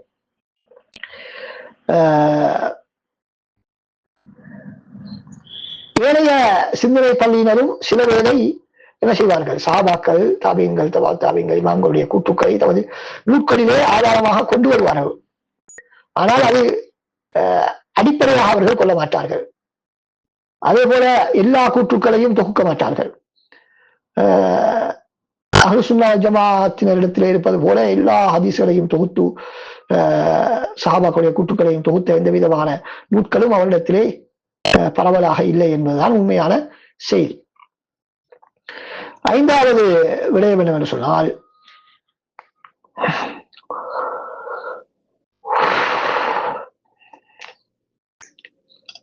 சலஃப் அறிஞர்கள், சலஃப் இமாம்கள் அறிஞர்கள் அவர்கள் உசூல்களிலே அடிப்படையான அகீதாவுடைய அம்சங்களில் அவர்கள் எல்லோரும் ஏகமனதான முடிவிலே இருக்கிறார்கள், எல்லோரும் ஒரே கருத்திலே இருக்கிறார்கள். உட்பிரிவு சில விடயங்களிலே மிக குறைவான கருத்து வேற்றுமை காணப்படுகிறது. அகீதா ரீதியான உட்பிரிவு அம்சங்களிலே, கிளை அம்சங்களிலே சிறு சிறு கருத்து வேறுபாடுகள் காணப்படுகின்றன. இல்லாவிட்டால் பெரும்பான்மையான அடிப்படைகளில் அவர்கள் அனைவரும் ஒரே கருத்திலே இருக்கக்கூடியவர்கள். ஆறாவது, அவர்களிடத்திலே ஆதாரத்திலே சமநிலை காணப்படும். அப்படி என்றால் அவர்கள் குர்ஆன் சுன்னாவை பிரதானமாக வைத்து அதனைத்தான் அளவுகோலாக அவர்கள் வைத்திருப்பதோடு ஏனைய ஆதாரங்களை ஒதுக்கி தள்ள மாட்டார்கள். அவற்றையும் எடுத்துக்கொள்வார்கள். எதெல்லாம் மார்க்க ரீதியாக ஆதாரமாக கருதப்பட முடியுமோ, ஆதாரமாக ஏற்றுக்கொள்ளப்பட முடியுமோ அவற்றையெல்லாம் அவர்கள் ஆதாரமாக இருப்பார்கள். அக்கள், மனிதனுடைய பகுத்தறிவு, மனிதனுடைய புலன்களால் பார்த்து முடிவு செய்ய முடியுமானவைகள். அதே போல தஜ்ரிபா, அனுபவம் சொன்னால் பரீட்சித்து பார்த்தல், இவற்றையெல்லாம் அதுதான் பரிசோதனைகள் செய்து ஒரு முடிவை நாங்கள் கண்டால் அதையும் ஏற்றுக்கொள்வார்கள். அதெல்லாம் ஏற்றுக்கொள்ள முடியாது என்றவர்கள் மறுக்க மாட்டார்கள். எனவே இதெல்லாம் சரியான ஆதாரங்கள் இருக்கிறதோ அவற்றையெல்லாம் அவர்கள் எடுத்துக்கொள்வார்கள். ஆனால் பிரதானம், அடிப்படை, அவருடைய அளவுகோல், அவருடைய தராசு எல்லாம் குர்ஆன் சுன்னா சலஃபுடைய புரிதல். அதே நேரத்தில் அவர்கள் அடிப்படையான ஆதாரங்கள் அடிப்படையற்ற அதில்லா ஃபர்ஐயா என இரண்டையும் பிரித்து பார்ப்பார்கள். அவர் விடயத்தை நிறுவுவதற்கும் மார்க்கமாக்குவதற்கும் இடையிலே அவர்கள் வேற்றுமை காட்டுவார்கள். உதாரணமாக மனித பகுத்தறிவின் அடிப்படையிலே நீதி நல்லது, அநீதி கெட்டது என்பதை பகுத்தறிவு முடிவு செய்யும். பகுத்தறிவினால் நாங்கள் முடிவு செய்யலாம். ஆனால் அதற்கான நன்மை தீமையை கூலியையும் தன்மையையும் தீர்மானிப்பது எது? மார்க்கத்தில் அதற்கு ஆதாரம் வர வேண்டும். மார்க்கத்திலே ஆதாரம் வர வேண்டும். இது நீதி அநீதி என்று நாங்கள் பகுத்தறிவால் தீர்மானிக்க முடியும். ஆனால் அதற்கான கூலியையும் தண்டனையையும் தீர்மானிப்பது மார்க்கம்தான் என்பதை அவர்கள் வித்தியாசப்படுத்துவார்கள். தஷ்ரியா என்பது வேறு, இஸ்லாம் நிறுவுவது என்பது வேறு. ஒரு விடயம் சரியாக இருக்கிறது என்பதற்கு அதனை உடனடியாக மார்க்கமாக்கிவிட முடியாது என்பதைத்தான் இது எங்களுக்கு காட்டுகிறது. இதனை அவர்கள் பிரித்து பார்ப்பார்கள். அதையே தவறான வழியில் இருக்கக்கூடியவர்கள் என்ன செய்வார்கள்? அப்படி பார்க்க மாட்டார்கள். அவருடைய பகுத்தறிவு தீர்மானித்தால் அதனை மார்க்கமாக்கி விடுவார்கள். அல்லது இன்னும் சில பகுத்தறிவுக்கு எந்த விதமான முக்கியத்துவமே கொடுக்க மாட்டார்கள். 7வது முக்கியமான அடையாளம் என்னவென்று சொன்னால், அவர்கள் அறிவோடு மாத்திரம் சுருக்கிக் கொள்ளாமல் செயற்பாடுகளையும் சீராக்கிக் கொள்வார்கள். பாவங்களை விட்டும், மோசமான விடயங்களை விட்டும், தடுக்கப்பட்ட ஹராமான விடயங்களை விட்டும் ஒதுங்கிக் கொள்ளுமாறு அழைப்பு விடுப்பார்கள். எந்த அளவுக்கு என்று சொன்னால், அவர்கள் அகீதா நூல்களாக தொகுக்கக்கூடிய நூல்களிலும் கூட வழக்க வழிபாடுகளை அதிகமான ஈடுபாடு காட்டுவதற்கு ஆர்வமூட்டுவார்கள். நட்பண்புகள், இஸ்லாமிய ஒழுக்கங்களை கடைபிடிக்குமாறு ஆர்வமூட்டுவார்கள். ஏனைய கொள்கையில ஏனைய சிந்தனை பள்ளியினரும் அந்த விடயங்களும் கவனம் செலுத்தினாலும் அஹ்லு சுன்னாக்களிடத்தில் இருக்கக்கூடிய முக்கியமான விடயம் என்னவென்று சொன்னால், அகீதாவுடைய விடயங்களை தெளிவுபடுத்தக்கூடிய நூட்களில் கூட அவர்கள் அஹ்லாக்குகளை பற்றி, நட்பண்புகளை பற்றி, மார்க்கத்தை நடைமுறைப்படுத்தி அவர்கள் பேசுவார்கள். எனவே ஒருவர் தன்னை அஹ்லு சுன்னா வல் ஜமாஅ என்ற பள்ளியோடு இணைத்துக் கொள்ள வேண்டும் என்று சொன்னால், அந்த சிந்தனையோடு இணைத்துக் கொள்ள வேண்டும் என்று சொன்னால் 2 நிபந்தனைகள் அவசியம். முதலாவது, கொள்கை ரீதியாக அகீதா ரீதியாக அவர்களோடு உடன்பட வேண்டும் முதலாவது. 2வது, செயற்பாடு ரீதியாகவும் அவர்களோடு உடன்பட வேண்டும். கொள்கையிலே மாத்திரம் அவர்களோடு உடன்பட்டுவிட்டு செயல் ரீதியாக அவர்களுக்கு மாற்றமாக முரணாக நடந்து கொள்வது, பண்பாடு இல்லாமல், ஒழுக்கம் இல்லாமல், வழக்க வழிபாடுகளை கவனம் இல்லாமல் பாவங்களை செய்வதிலே ஈடுபட்டுக் கொண்டிருப்பது அவர் அஹ்லு சுன்னா வல் ஜமாஅவாக கருதப்பட மாட்டார் என்பதை இது எங்களுக்கு உணர்த்துகிறது. அடுத்ததாக, இந்த அஹ்லு சுன்னா வல் ஜமாஅத்தினுடைய சிந்தனை தான் சரியானது என்பதற்கான ஆதாரம் என்ன என்று கேட்டால், மார்க்க அடிப்படைகளை பொறுத்தவரையில் சத்தியம் என்பது எல்லா பிரிவினர்களுக்கும் மத்தியிலே பிரிந்து இருக்கக்கூடிய ஒரு விடயம் அல்ல என்பது எல்லோராலும் ஏற்றுக்கொள்ளப்பட்ட ஒரு விடயம். அப்படி என்றால் உசூலுத்தீன் மார்க்க அடிப்படை அகீதா அவை பொறுத்தவரையிலே ஒவ்வொரு பிரிவினத்திலும் சில தவறுகள் இருக்கும், அவரிடத்தில் சில சத்தியங்கள் இருக்கும். அது எல்லாவற்றையும் சேர்த்தால்தான் சரியான கொள்கையை நாங்கள் கண்டுபிடிக்க முடியும் என்று யாரும் சொல்வதில்லை. மாற்றமாக குறிப்பிட்ட இந்த பிரிவினர் சொல்லக்கூடிய அகீதா தான் சரியான அகீதா என்பதுதான் எல்லோருடைய முடிவு. அதனால்தான் அதிலே மிகப்பெரிய பிரச்சனை வருவதற்கான காரணம் அதுதான். அகீதாவுடைய ரீதியில பிரச்சனை வருவதற்கான காரணம் என்னவென்றால்,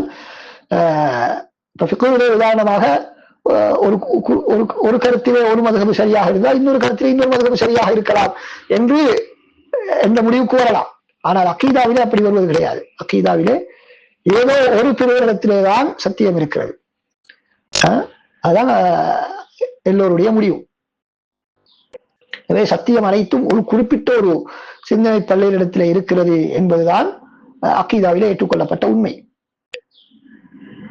எனவே சரியான கொள்கையிலே உள்ள பிரிவினர் யாரு? அஹ்லு சுன்னா வல் ஜமாஅத்தினர் என்பதிலே மாற்று கருத்து கிடையாது. அப்படி என்றால் அவருடைய கருத்து என்ன? அஹ்லு சுன்னா வல் ஜமாஅத்தினர் சொல்லக்கூடிய கருத்துக்கள் அனைத்தும் அதுதான் சஹாபாக்களும் ரசூல் ஸல்லல்லாஹு அலைஹி வஸல்லம் சஹாபாக்களும் இருந்த கொள்கை. அதுதான் சஹாபாக்கள் ரசூலுல்லாஹ் இருந்த கொள்கை. ஆனால் ஏனைய பிரிவினர்களிடத்திலே, ஏனைய அகீதா கொள்கையிலே உள்ளவர்கள், அகீதாவிலே ஏனைய பிரிவினர்களிடத்திலே என்ன செய்யலாம்? சில வேளை சில சத்தியங்கள் இருக்கலாம். அவர்களிடத்திலே சத்தியமே இல்லை என்று சொல்வதற்கு இல்லை. அவர்களிடத்திலே சத்தியம் அகீதா ரீதியான பல்வேறு விதமான சரியான கருத்துக்கள் இருக்கலாம். ஆனால் அவர்களுக்கு தவறிய பல விடயங்களும் இருக்கின்றன. அவர்களுக்கு பல விடயங்கள் தவறிவிட்டன என்பதையும் நாங்கள் புரிந்து கொள்ள முடியும்.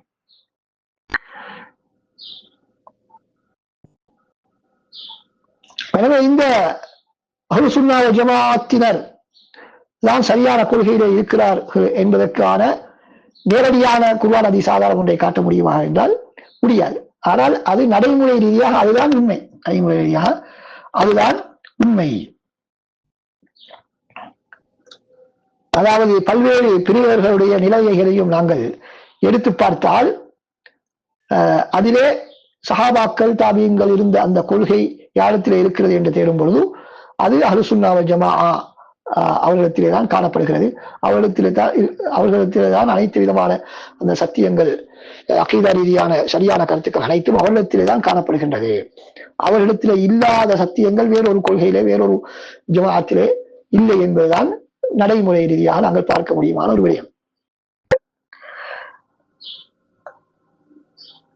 ஐமத்து சலஃப் அறிஞர்கள், அதே போல அஹ்லுஸ் சுன்னா வல் ஜமாஅ அறிஞர்கள் அவர்கள் சஹாபாக்களுடைய கருத்திலேதான் இருந்தார்கள், அதிலிருந்து வெளியேறவில்லை என்பதற்கான ஆதாரங்கள் என்ன என்று நாங்கள் பார்த்தால், முதலாவது கல்வி ரீதியான தொடர்பு. தாபி அறிஞர்கள் பொறுத்தவரையிலே அவர்களில் பெரும்பாலானவர்கள் அவர்கள் எல்லோரும் சஹாபாக்களுடைய மாணவர்களாகத்தான் இருந்தார்கள்.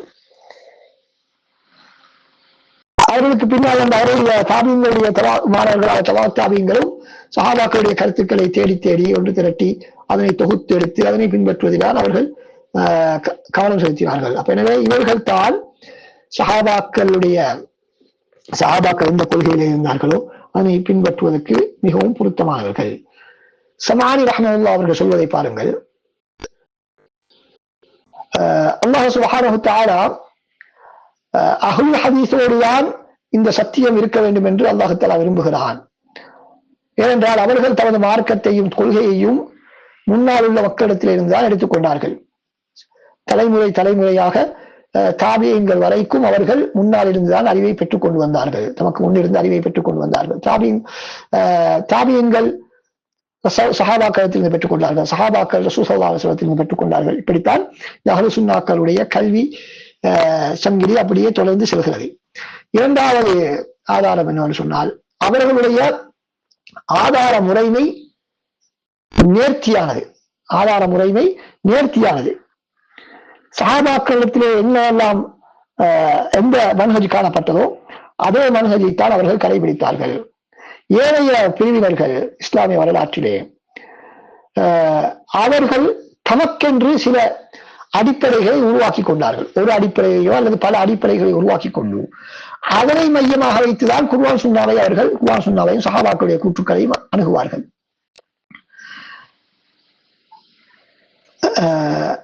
நாங்கள் பார்க்கிறோம், சலஃபிகளுடைய எந்த விதமான கூற்றுக்களையுமே குர்ஆனுக்கு எதிராக, குர்ஆன் ஹதீஸுக்கு எதிராக தனது பகுத்தறிவையோ தனி மனிதனுடைய கருத்துக்களையோ எந்த விதமான கஷ்ஃபு ஞானத்தையோ அல்லது ஒப்பீடுகளையோ அவர்கள் பயன்படுத்தவில்லை என்பதை நாங்கள் பார்க்கின்றோம். எனவே நாங்கள் உலகத்திலே தோன்றிய எல்லா பிரிவினர்களையும் நாங்கள் எடுத்து பார்த்தால், அகீதா ரீதியாக வழிகட்டு போன பிரிவினர்கள் எல்லாவற்றையும் நாங்கள், அல்லது அகீதா ரீதியாக தோன்றிய பிரிவினர்கள் எல்லாவற்றையும் நாங்கள் எடுத்து பார்த்தால், அவர்கள் வழிகட்ட பிரிவினர்கள் எல்லோரிடத்திலும் அவர்களாக உருவாக்கி கொண்ட சில அடிப்படைகள் இருக்கின்றன. அவற்றை மையமாக வைத்துதான் அவர்கள் குர்ஆன் சுன்னா ஆதாரங்கள் சஹாபாக்களுடைய கருத்துக்களை அவர்கள் அணுகுவார்கள். எனவே அஹ்லுஸ் சுன்னாக்கள் மாத்திரம் தான் அதற்கு விதிவிலக்கானவர்கள். எனவே அவர்கள் தான் சஹாபாக்கள் எந்த சத்தியத்தில் இருந்தார்களோ அந்த சத்தியத்தை அடைந்து கொள்வதற்கு மிக தகுதியானவர்கள் என்பதை இது எங்களுக்கு உணர்த்துகிறது. அடுத்ததாக மூன்றாவது முக்கியமான ஆதாரம் என்னவென்று சொன்னால் அவரிடத்திலே காணப்பட்ட தகமைகள். அஹ்லுசுன்னா ஜமா அறிஞர்களிடத்திலே காணப்பட்ட தகமைகளை பார்க்கக்கூடிய இடத்தில் அவர்கள் தான் சஹாபாக்களுடைய கருத்தை சரியாக புரிந்து கொள்ள வாய்ப்பு உள்ளவர்கள், புரிந்து கொள்ள முடியுமானவர்கள் என்பதை எங்களால் புரிந்து கொள்ள முடியும். ஏனென்றால் அஹ்லுசுன்னா ஜமா அறிஞர்கள் தாபியங்களுடைய காலத்திலிருந்து தாபியங்களுடைய காலம் வரைக்கும் பின்னால் வந்தவர்கள், அவர்கள் சஹாபாக்கள் என்ன சத்தியத்தில் இருந்தார்களோ அந்த சத்தியத்தை அடைந்து கொள்வதற்கான அனைத்து விதமான தகுதிகளையும் பெற்றிருந்தார்கள். அவர்களிடத்திலே அறிவு மிக அதிக ஆழமான நுணுக்கமான அதிகமான அறிவு அவர்களிடத்திலே காணப்பட்டது. அதே போல சஹாபாக்கள் என்னென்ன விடயங்களில் எல்லாம் ஈடுபட்டார்களோ அதிலே அவர்கள் அதிகமாக ஈடுபட்டார்கள். அதே போல மொழி ரீதியாக அவர்களுடைய மொழி ஆற்றல் மிகவும் சிறப்பாக எந்த விதமான குறைகளும் அற்றதாக இருந்தது. எனவே அவர்கள் தான் அதனை சத்தியத்தை அடைந்து கொள்வதற்கு மிகவும் தகுதியானவர்கள். சலபறிஞர்கள் எல்லோருமே ஒரே தரத்தை உடைய இந்த எல்லா பண்புகளை உடையவர்களாக இருக்கவில்லை. இருந்தாலும் அவர்கள் மிக பிரபலமான அறிஞர்கள் எல்லோரும் இப்படியான எல்லா பண்புகளையும் உடையவர்களாகத்தான் இருந்திருக்கிறார்கள். எனவே சஹாபாக்கள் இருந்த சத்தியத்தை அவர்கள் தவறவிட்டிருக்க வாய்ப்பே இல்லை என்பதுதான் இதன் மூலமாக நாங்கள் புரியக்கூடிய ஒரு விடயம். நான்காவது ஆதாரம் என்னவென்று சொன்னால் சஹாபாக்கள் நாங்கள்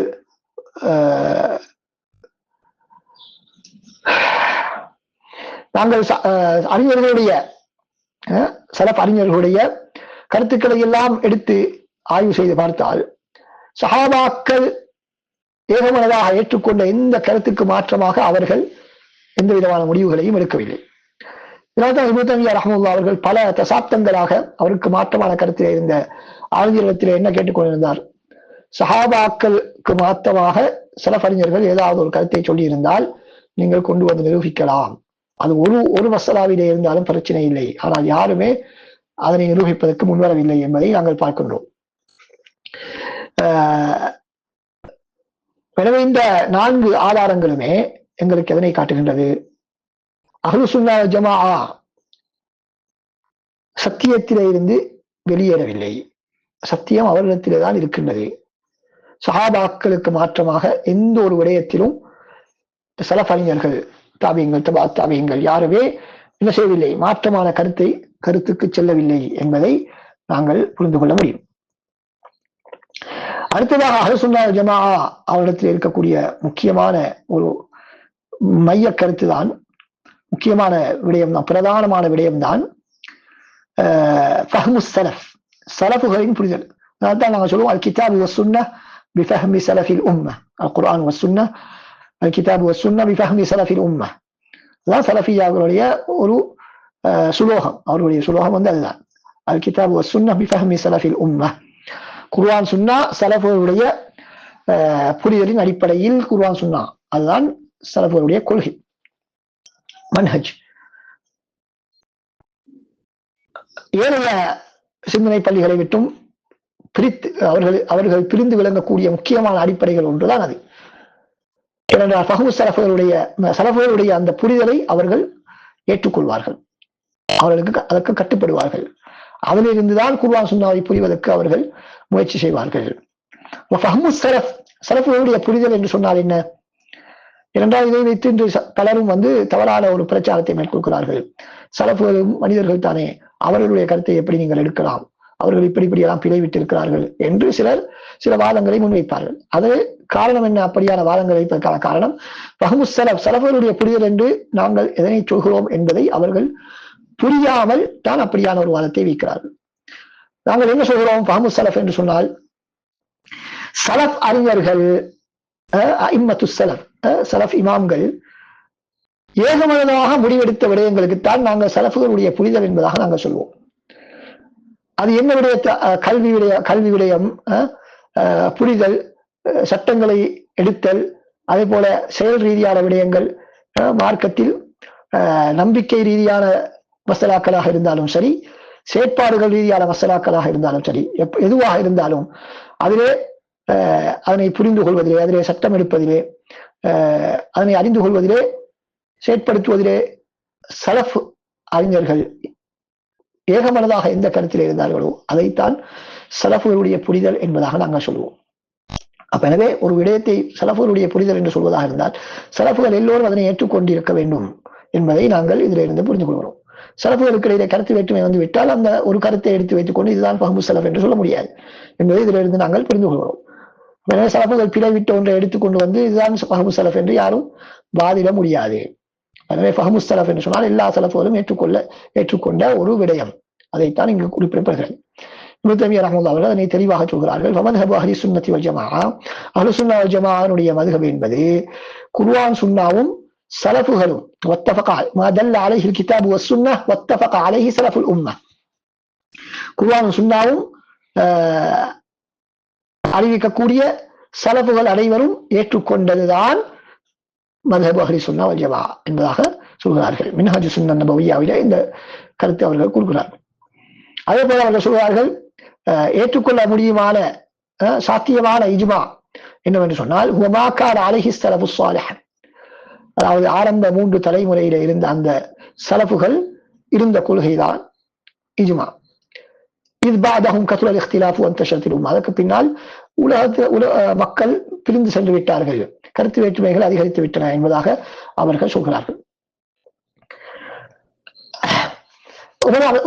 அஜீஸ் ரஹ்மத்துல்லாஹி அவர்கள் என்ன சொல்கிறார்கள், கிஃப் ஹைஸு வகஃபல் கௌம், அந்த கூட்டம் எங்கு நின்றார்களோ அங்கே நின்று விடுங்கள், அவர்கள் சொன்னதையே நீங்கள் சொல்லுங்கள், அவர்கள் பேசாமல் விட்டதை நீங்களும் பேசாமல் விட்டு விடுங்கள்.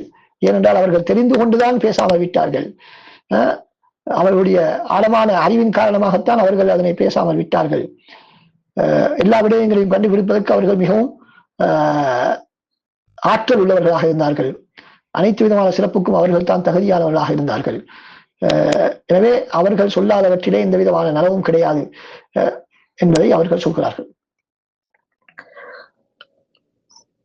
இதனுடைய விளக்கம் ஃபஹ்மு ஸலஃப் என்று சொல்லும் பொழுது அல்லது இஜ்மாஉ ஸலஃப் என்று சொல்லும் பொழுது அதனுடைய கருத்து சஹாபாக்களும் தாபீன்களுக்கும் குர்ஆன் சுன்னாவுக்கு மாற்றமான ஒரு தனி விளக்கம் ஒன்று இருந்தது, அதுவும் ஒரு தனியான ஆதாரம் என்று யாரும் சொல்லவில்லை. குர்ஆன் சுன்னா இல்லாமல் தனியான ஒரு ஆதாரம் இது என்பதாக யாரும் சொல்லவில்லை. மாற்றமாக இந்த இஜ்மா என்பது அல்லது ஃபஹ்மு ஸலஃப் என்பது அல்லாஹ் ரசூலும் என்ன விடயத்தை சொல்ல வருகிறார்கள் என்பதை எங்களுக்கு காட்டக்கூடியது. அதன் மூலமாகத்தான் அந்த சஹாபாக்கள் ஃபஹ்மு ஸலஃப் அதேபோல அவருடைய இஜ்மாவின் மூலமாகத்தான் குர்ஆன் சுன்னா இதனைத்தான் சொல்ல வருகிறது என்பதை நாங்கள் புரிந்து கொள்கிறோம். குர்ஆன் சுன்னாவுக்கு அப்பாற்பட்ட ஒரு மூலாதாரம் அல்ல, குர்ஆன் சுன்னா இதுதான் என்பதை புரிந்து கொள்வதற்கான ஒரு ஆதாரம் தான், ஒரு வழிகாட்டல் தான் அந்த சஹாபாக்களுடைய அந்த அவர்களுடைய ஃபஹ்மும் அவருடைய அந்த இஜ்மாவும். அவர்களுடைய அந்த கருத்தின் மூலமாக குர்ஆன் சுன்னாவுக்கு மாற்றமான புதிய ஒரு கொள்கையை உருவாக்கலாம் என்று உலகத்திலேயே எந்த ஒரு முஸ்லீமும் சொல்ல முடியாது. சஹாபிகள் எல்லோருமாக ஏற்றுக்கொண்ட அந்த புரிதலுக்கு மாற்றம் செய்யக்கூடியவருக்கு அந்த அவருடைய இஜ்மாவுக்கு மாற்றம் செய்யக்கூடியதற்கு பல்வேறு சட்டங்கள் இருக்கின்றன. அந்த பொருத்தமான சட்டங்களை அவர்களுக்கு வழங்கப்படும். இஜ்மாவுக்கு மாற்றம் செய்யக்கூடிய எல்லோருக்கும் ஒரே சட்டம் அல்ல. அவர்கள் எப்படியான இஜ்மாவுக்கு மாற்றம் செய்கிறார்கள், எப்படியான நிலைமையில மாற்றம் செய்கிறார்கள், அப்படி பல்வேறு விடயங்களை பொறுத்துதான் அவர்களுக்கான தீர்ப்பு செய்யப்படும். எனவே இதற்கு மாற்றமாக சலஃபுகளுடைய விளக்கத்துக்கு மாற்றமாக குர்ஆன் சுன்னாவை புரிந்தால் அதற்கு என்ன சட்டம் என்பதை அந்தந்த மஸ்அலாக்களை பொறுத்து வேறுபடும் என்பதை நாங்கள் புரிந்து கொள்ள வேண்டும்.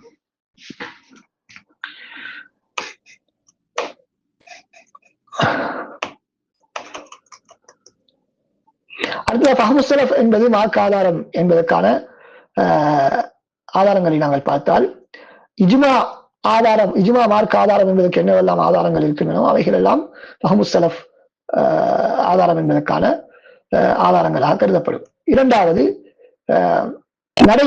நடைமுறை ஆதாரம். சஹாபா அந்த ஐமத்து ஸலஃப் எல்லோரும் ஏற்றுக்கொண்ட கருத்துக்கள் அனைத்துமே ரசூலுல்லாஹ் சஹாபாக்களும் சொன்ன அந்த கருத்துக்களுக்கு உடன்பட்டுதான் இருக்கின்றது. எந்த விதமான மாற்றமும் அதிலே இல்லை என்பதை நாங்கள் பார்க்கின்றோம்.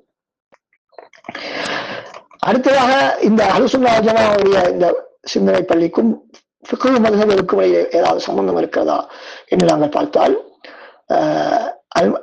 மதரசத்து சுன்னியா என்று சொல்லக்கூடிய இந்த அல் மதரசத்து அஹ்லுஸ் சுன்னah வல் ஜமாஅ என்பது பொதுவான ஒரு சிந்தனை பள்ளி, குறிப்பிட்ட ஒரு மத்ஹபோடு அதற்கு தொடர்பு கிடையாது. இப்னு தய்மிய்யா ரஹ்மத்துல்லாஹி அவர்கள் சொல்கிறார்கள், مذهب أهل السنة والجماعة مذهب قديم قبل أن يخلق الله أبا حنيفة ومالكا والشافعي وأحمد. அபு ஹனீஃபா, மாலிக், ஷாஃபி, அஹ்மத் ரஹ்மஹுல்லாஹ் போன்ற அறிஞர்களை அல்லாஹ் தஆலா படைப்பதற்கு முன்பிருந்தே அஹ்லு சுன்னா வல் ஜமாஅ கொள்கை இருக்கிறது. ஏனென்றால் அது சஹாபாக்கள் ரசூலுல்லாஹ் இடத்திலிருந்து பெற்ற மذهب தான் அந்த மذهب அஹ்லு சுன்னா வல் ஜமாஅ.